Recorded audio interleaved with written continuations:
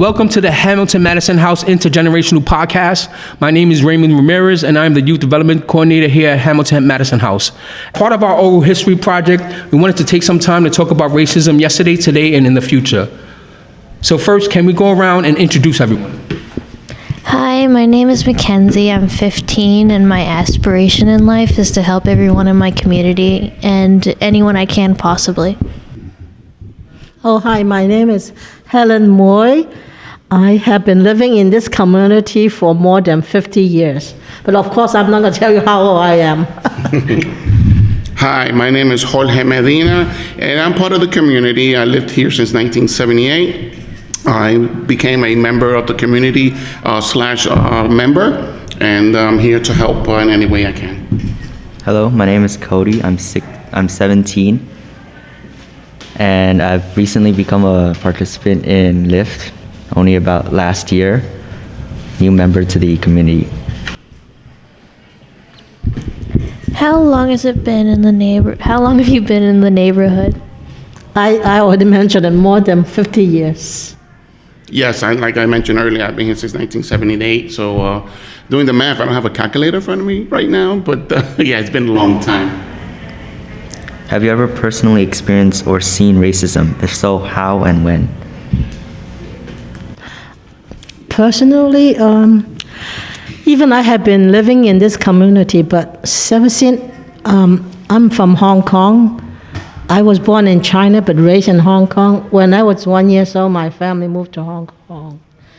So I have seen racism in this community, but I had already gone away for school. For high school, I went to a prep school in Putney, Vermont. And then from there, I went away to college. And so right after college, I came back. I seen racism, of course. I studied racism too. Not just in this community, but racism is a big problem across the whole United States and also globally. There's racism in the whole world. How did you see racism? Actually, I came here to a neighborhood school. In the first month after I arrived from Hong Kong. And then I experienced racism from the schoolmate already. They will call me name. And they also knew that I was a new immigrant. So I guess it's a bullying. Like at that time, they didn't have all the internet bully, but they do in front of you, in person. Yes, reflecting to that question, have I experienced racism during my life? Yes, I experienced racism at an early age. To this day, experience racism. My first experience with racism was in third grade, where my name is Jorge, and I write it Jorge, which is George in English, is Jorge in Spanish, it's spelled different. So my teacher asked me to come see her in the front of the classroom, and she said, "What's your name?" And I said, "Jorge." And she goes, "No, your name is going to be George from now on." And I said, "No, my name is Jorge, the way it says in my birth certificate, the way we use it at home." And she wanted to force me to change it to the way she wanted to. She's a Caucasian teacher. Even at that young age, I must have been 7 or 8 years old at that grade, I found it offensive. And I actually stuck to my guns. I was actually proud of myself when I say this story. To not accept what she wanted me to be called with the name that I was born with, but to change it to the way she wanted to, and I refused to. And I continue that way to this day. But that was my first experience with racism. Racism is a definite problem worldwide. It's been around since the dawn of age. And it will always be around for eternity. But I'll leave it at that for your following questions. And how about to any other youth? Have you ever experienced racism? Has anyone ever been racist to you, and in what ways? Well, as my parents are multiracial, I have experienced racism as of, being made fun of because of the mix of races I have in my family and my background. So I have experienced mean comments and things like that that judge that there's no more than one race. And like, what mix are you? My dad is French Moroccan, and my mom is Italian and Spaniard. I've experienced racism in school, mostly from friends, but they're mostly jokes, so we don't take them seriously. Did your perception of racism change since the COVID-19 pandemic? Oh, my view of racism is the same, but I have seen a change is worse because of, I could say, maybe trace it to Donald Trump when he was the president. All the breathing he did every morning, he would laugh, put down Chinese, because of the competition with China. He always put down the Chinese race also. So because of him, I think there's a lot of backlash. Them Chinese were being bullied, of course, even in the Chinatown. And in the whole America, a lot of Chinese Asian were being hit. I have two friends personally, they were being beat down by other race because we are Chinese. They would just call you Chi Chi Chang Chang. And then so recently, about 2 weeks ago, my friend at Jefferson Street around here by the F train, and he was beat up with the fist on the face. He said the guy is like a regular criminal, so he know how to hit really hard, and he couldn't really defend himself, even though he knows some sort of martial art. And then I have another girlfriend, like about 1 year ago, beat up around Delancey because she was Chinese. They also call her name when they hit her. He was being hit on the face. Hold on a second. Can you talk into the microphone? They couldn't find that guy. So can you explain again what happened to you with your My friend? girlfriend was walking around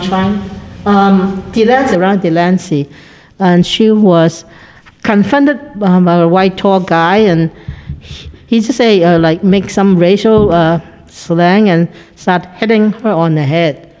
So she felt like a little black out, but she didn't pass out, and then the guy ran away.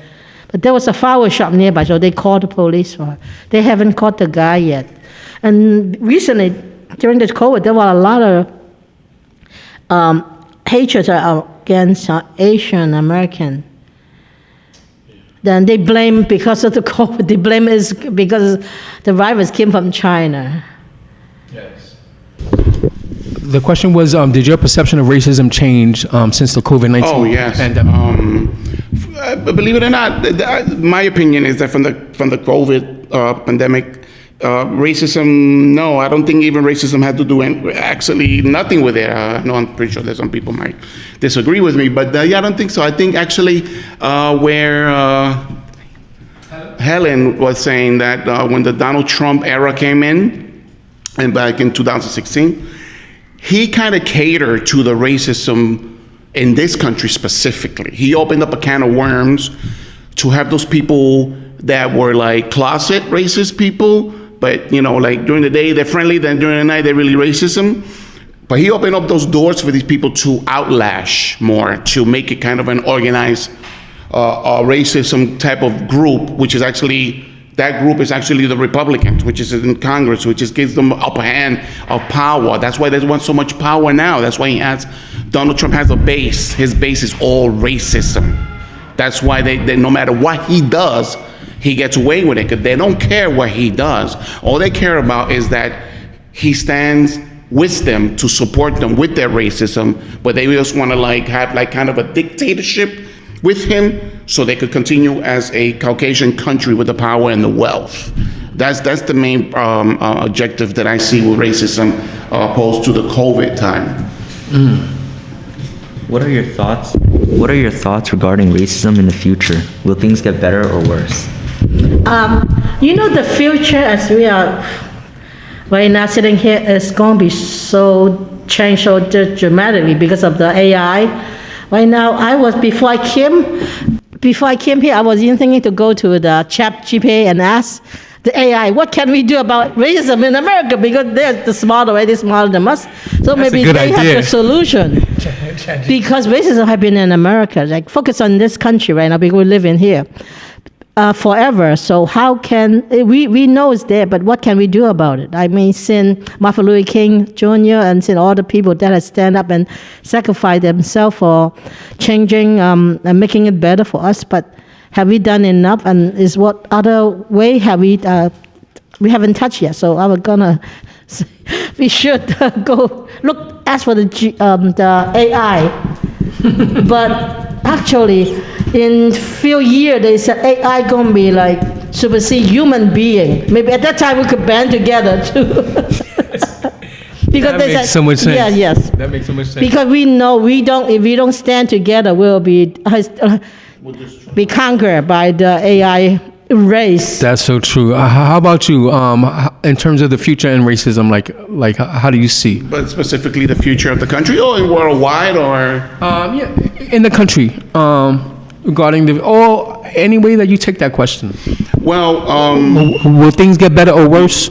yes, I understand. What I guess the best way to answer it in different paths, but to get to one point, is that eventually, as a country, that we're in a melting pot.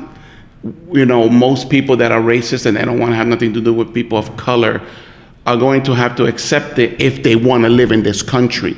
Because eventually you're going to work with people of color, you're going to live with people of color, you're going to, one way or another, you're going to be around people that don't look like you.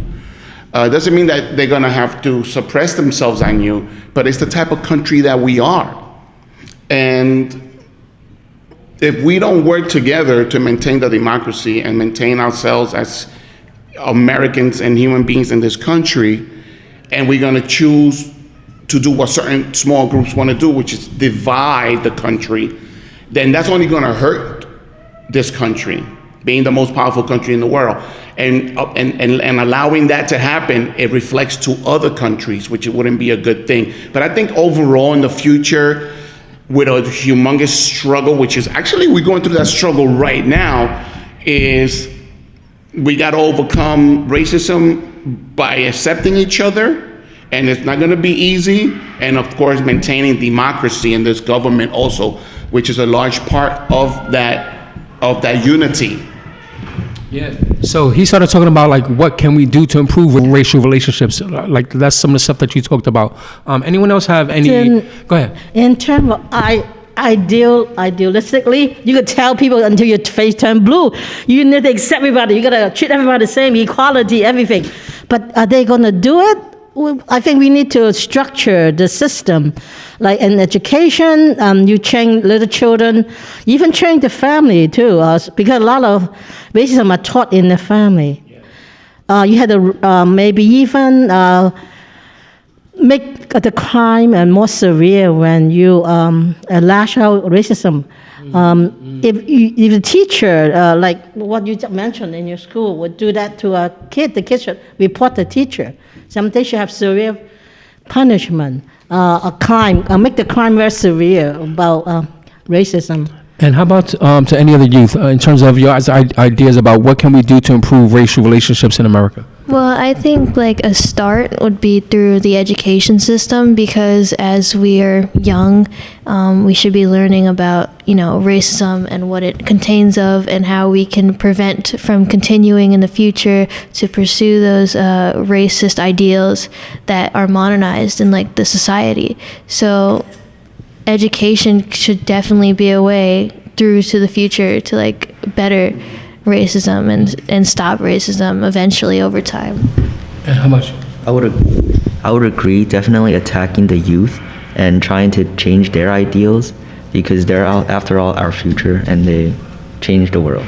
Mm-hmm. Well, go ahead. Well, no, I just wanted to say that unfortunately racism has got politicalized, where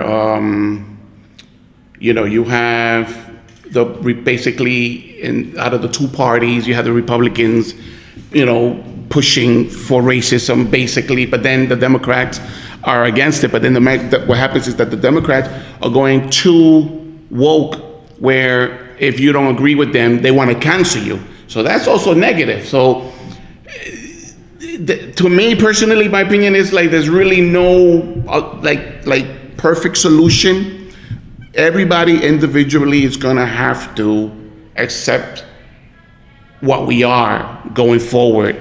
And no matter how much people are going to try to change it to their specifics, it's going to maintain to the melting pot. It's just growing and growing and growing, especially with all these migrants coming in. All these migrants are coming from different countries with different colors, with different languages, and that's just growing and growing and growing. So I would say the solution is gonna solve itself, where the majority of the white people that are completely racist are gonna try to fight a losing battle.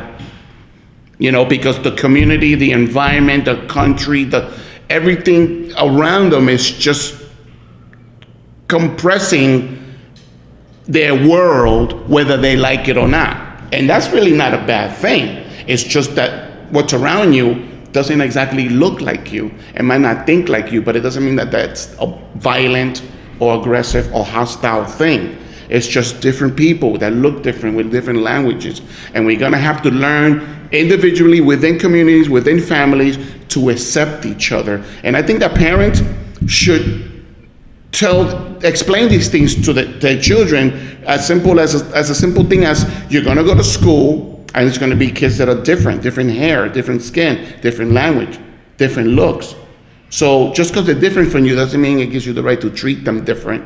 Try to get along, try to be a friend, try to learn from each other.